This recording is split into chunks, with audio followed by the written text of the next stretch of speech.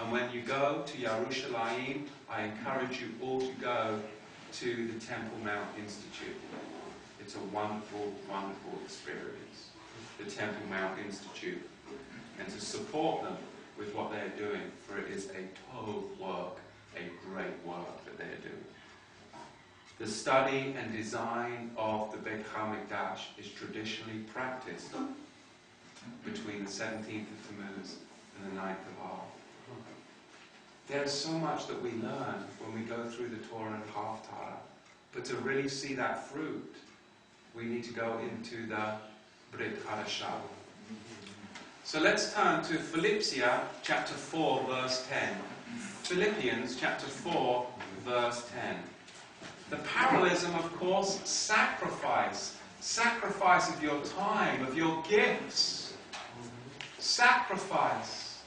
Because we do not have a standing Beit HaMikdash. We do not have a running priesthood, Levitical priesthood.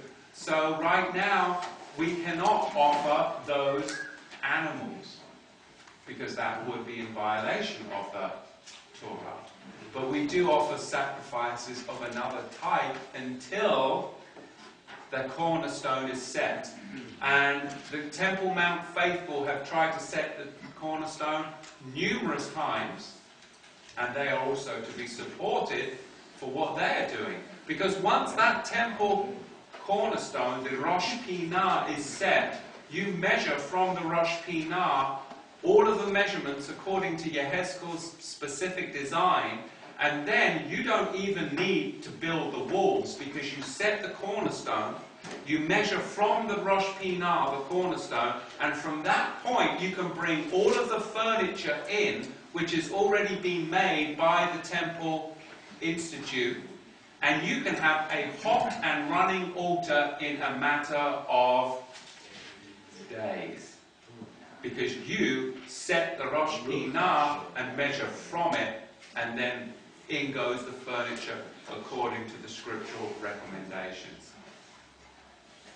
The walls,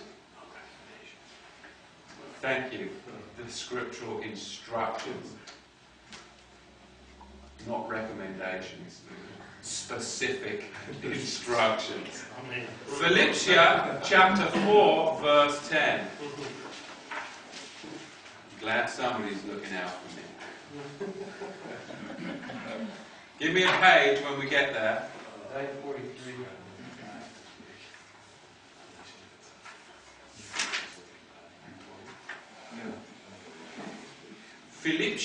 Philippians chapter 4, verse 10. Okie dokie, I'm there. Drink to that.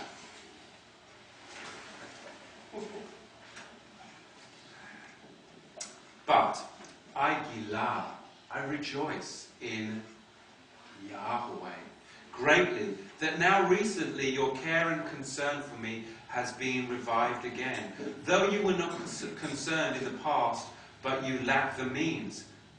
Not that I speak in respect of want, for I have learned in whatever state I am to be content.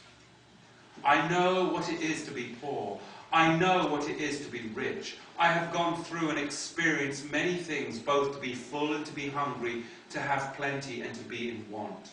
I have the strength to do all things through Moshiach who strengthens me. Amen? Amen. Amen. I have the strength to do all things through Moshiach who strengthens me. Yet you have done well that you did share during my affliction. Now you in Philippians should know that in the beginning of the Besorah, the gospel in the nations, when I departed from Macedonia, no Israelite congregation communicated with me regarding giving and receiving assistance, but you alone. Of course, many brethren slip and stumble over the stumbling block right here in verse 15 of the word church, which has been willfully, defiantly inserted in there. But we know that it is the Hebrew word kahal, the Greek word ecclesia, and if you really must, the church was born in where? Bereshit chapter 28 verse 3. Genesis chapter 28 verse 3 was the birth of the church. if we're going to be true to the word of Yahweh, it's the Kahal Ecclesia, congregation of Israelites. Communicated with me regarding giving and receiving assistance, but you alone. Verse 16, for even in Thessalonica, you sent again and again to meet my needs. Sacrificial giving.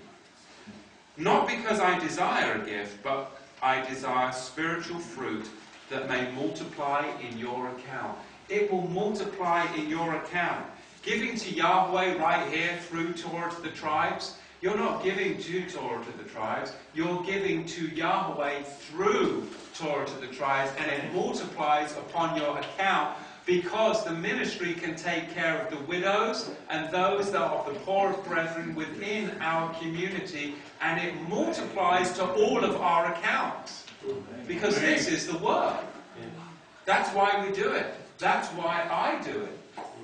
Because Yahweh has given us so much that I'm not going to hide myself away in a log cabin and not share and give sacrificially of my time and resources to Yahweh, as you all do too.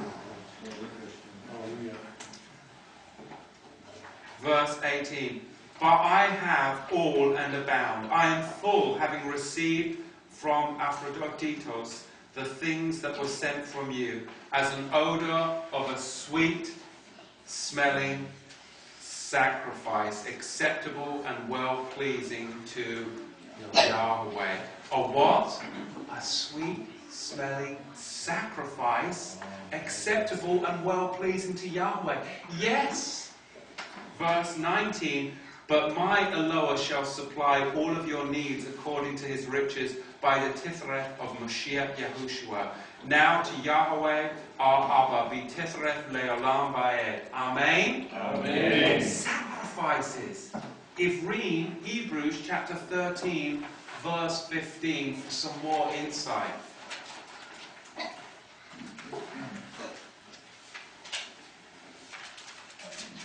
Ivrim, Hebrews chapter 13, verse 15. For some more insight. By him, therefore, let us offer the sacrifice of Tehillah, praise, to Yahweh continually. That is the fruit of our lips, giving Hodu, thanks to his name. Confessing his name is what it says in the Greek.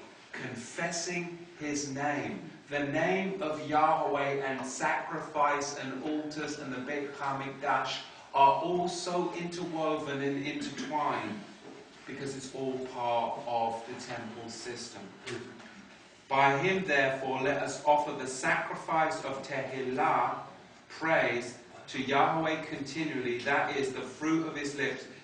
Confessing his name is how it appears in the Greek. Will you confess the name of Yahweh, or will you have the name of the Lord and Baalim upon your lips? That's what it's all about.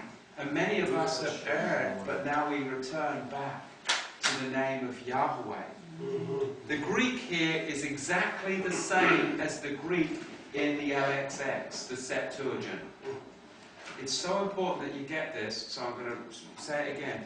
The Greek phrase here for sacrifice, in verse 15, by him therefore let us offer the sacrifice of Tehillah, is the exact same Greek phrase that appears in the Septuagint in Vayikra, Leviticus chapter 7, verse 11 through verse 21. Exactly the same.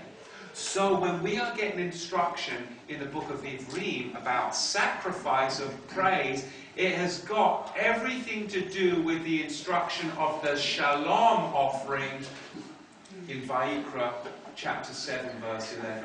So we need to go back to the Shalom offering to understand how we are to live and to praise Yahweh and to offer sacrifices in the nations until the rebuilt Beit HaMikdash comes upon us. Does that make sense? It's the Torah of the Shalom offering. So in exile, without a temple, our sacrifices to Yahweh through Mashiach are Shalom offerings. They are Shalom offerings of the sod or spiritual realm. But remember the Pardes, we have the Peshat,